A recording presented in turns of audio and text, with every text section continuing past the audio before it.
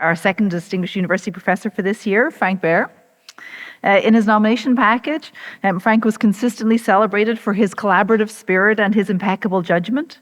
We're having sort of a chair celebration today as well. Frank is also chair of the Department of Physiology and Pharmacology in the Schulich School of Medicine and Dentistry. And I see the Schulich cohort have turned out in force today, which is lovely to see.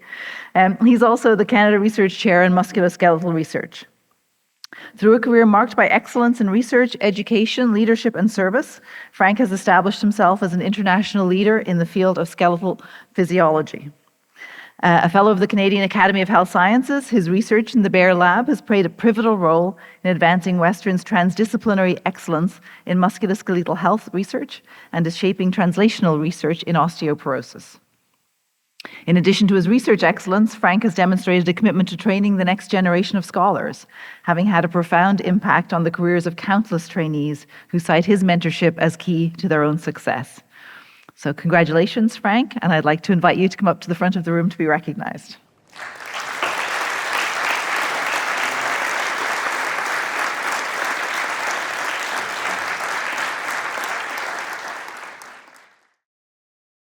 Hello, everyone, and thank you for coming.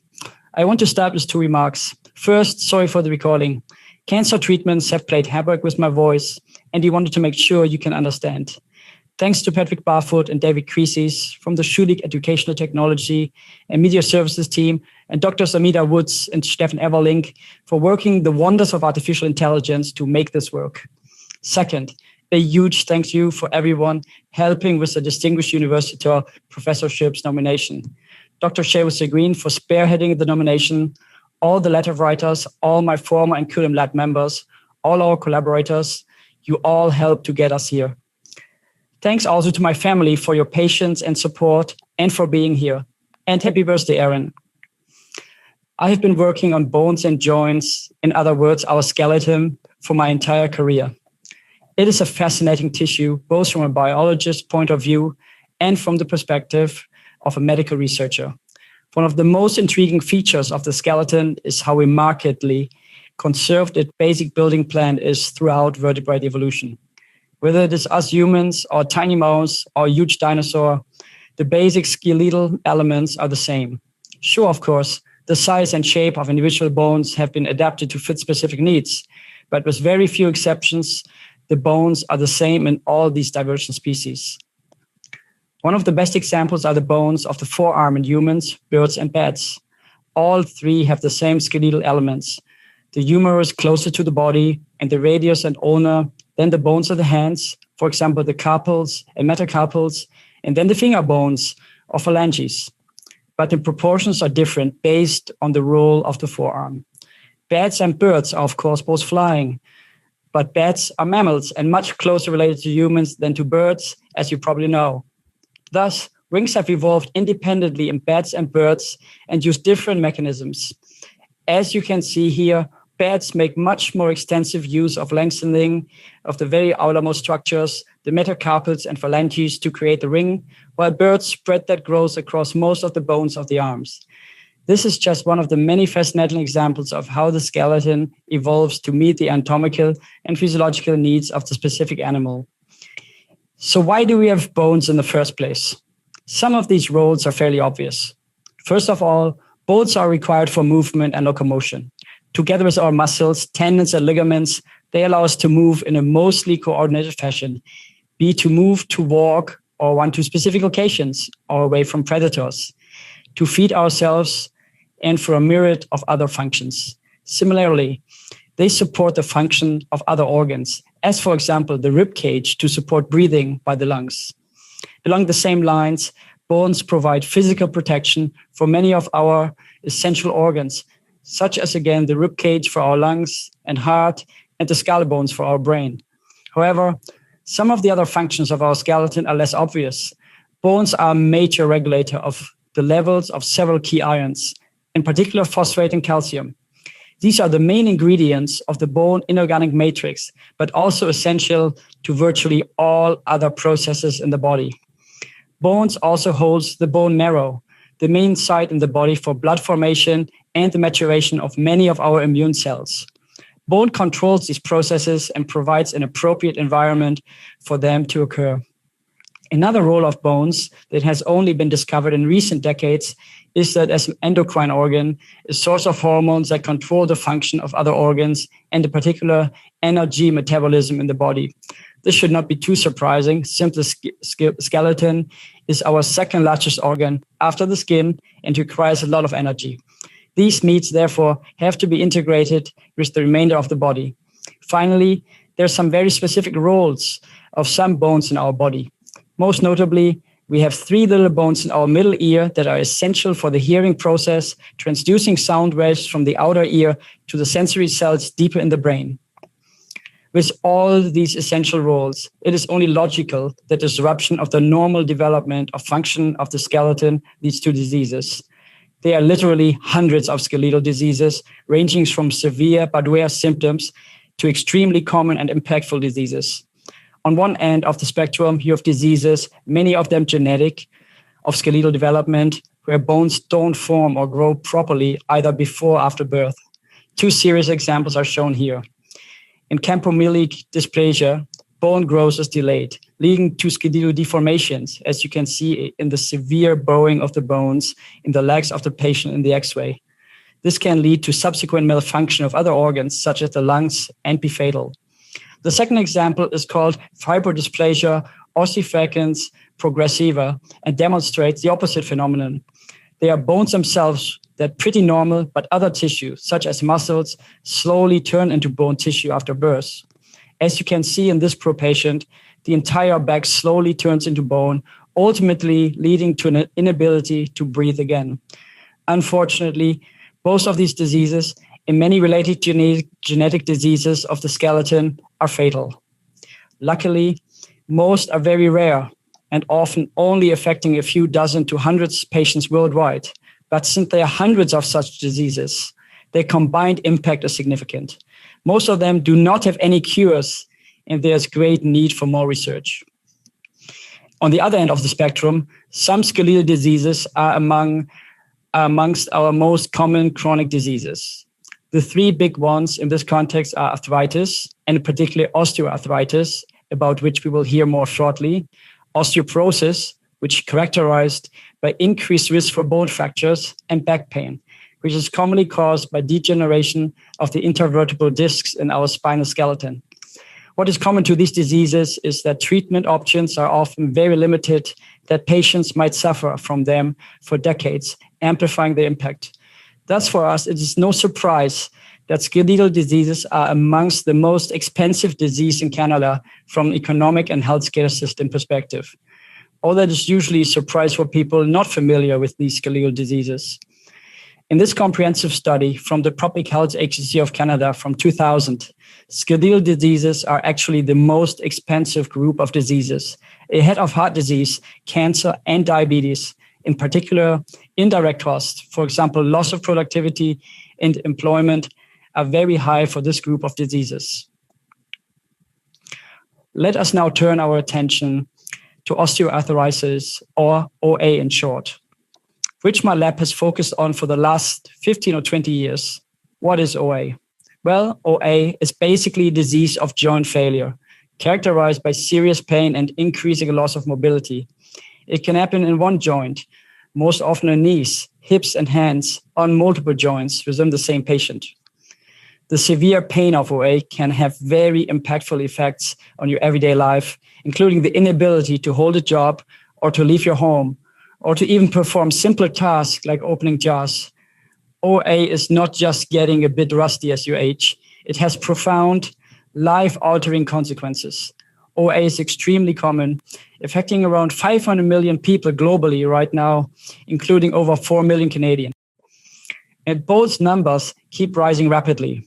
OA also affects your likelihood to develop other chronic conditions. Exercise is a proven preventive strategy for many of these conditions, including heart disease, Alzheimer's, diabetes, etc. If your joints hurt too much to participate in exercise, your risk for all these conditions increases strongly, further enhancing the impact of OA. And finally, we do not have a cure for OA. No medication that can slow, stop, or reverse the progression of this disease.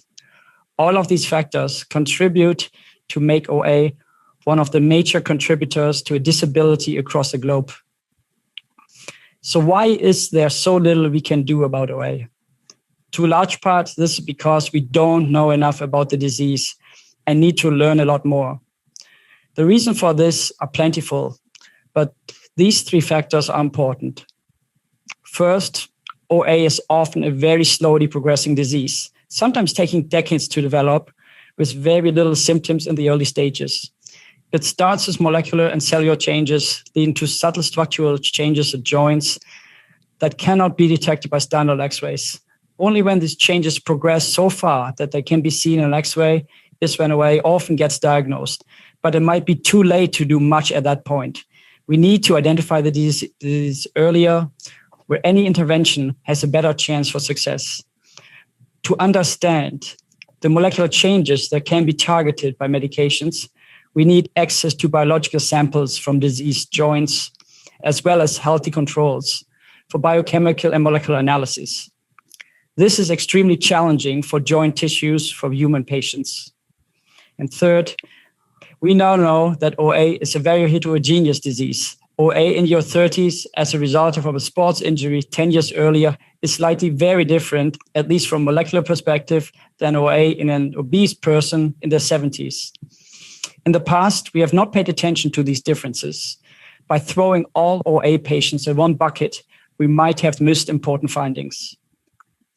One way to overcome these limitations is to use animal models to mimic human OA in our research, including some of the models shown here.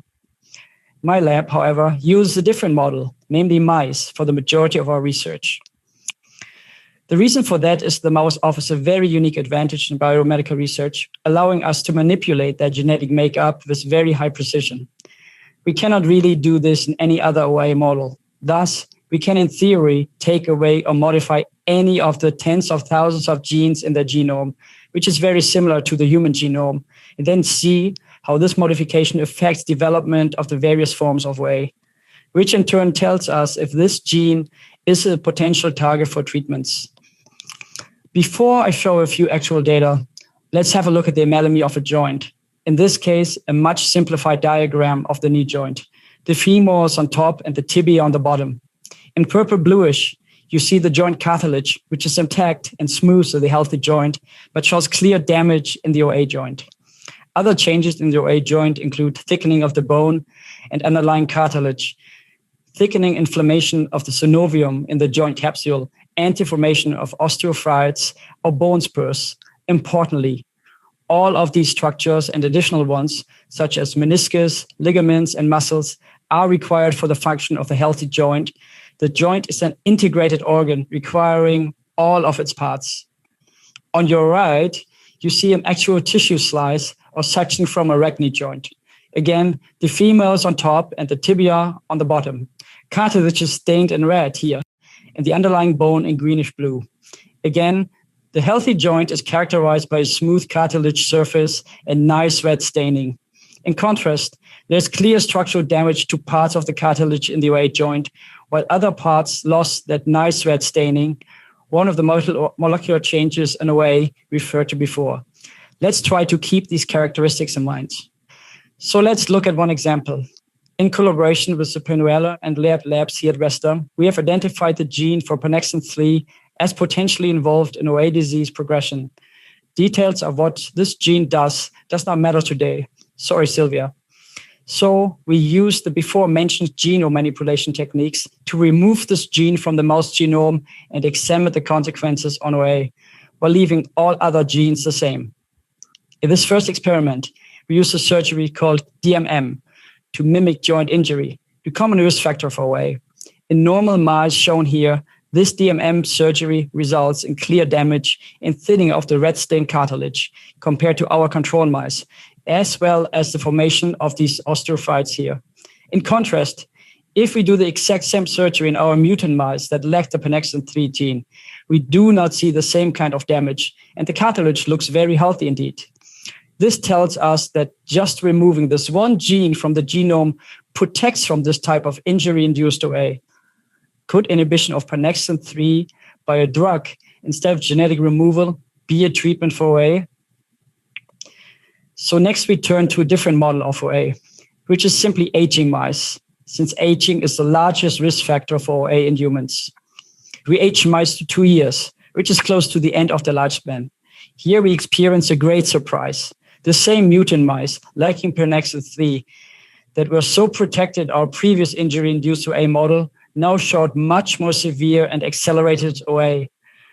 Articular cartilage is completely gone in these mice. Underlying bone is much denser and thicker, and the osteophytes are very large. This is very serious OA. So what does this all mean? Deleting the same gene, pernexin 3, protects from one form of OA, but accelerates disease progression in the second form of OA. This suggests that different forms of OA progress through different molecular pathways. Thus, these different forms of OA might require different treatments. Similar findings are now also coming from other labs looking at different genes, maybe providing an explanation why past clinical trials looking at all OA patients combined were never successful. Maybe you have positive effects in some patients and negative effects in others that balance each other out on a population basis, despite some good results for various subpopulations of patients. So this was just one little snippet of our work, but I want to finish off by pointing out one direction where I would like to venture in the future. OA is most commonly associated with aging, as are many other chronic diseases as highlighted here. One area I'm getting very interested in is the links between these various diseases. I had already mentioned that OA increases the risk for many of these other conditions, but there are also risks in other way around. And there are likely common underlying mechanisms such as inflammation and metabolic factors. I would like to move beyond an approach focused on single diseases or organs to a more integrative look at aging as a whole. And speak of integration. The Distinguished University Professorship is not given for research only, but also for service and teaching. And I believe integration and inclusion is the common denominator for my activities across all the areas of academic life. Just as I strive for more integration in my own research, integration is the key to my vision for our department. Integration across our two disciplines of physiology and pharmacology, integration over various organ systems and diseases studied by us, and integration and inclusion of all department members. Similarly, the same principles of integration play a key role in courses I developed and taught. And with that, thank you very much again for all involved, including all the HSCs that funded our work over the years.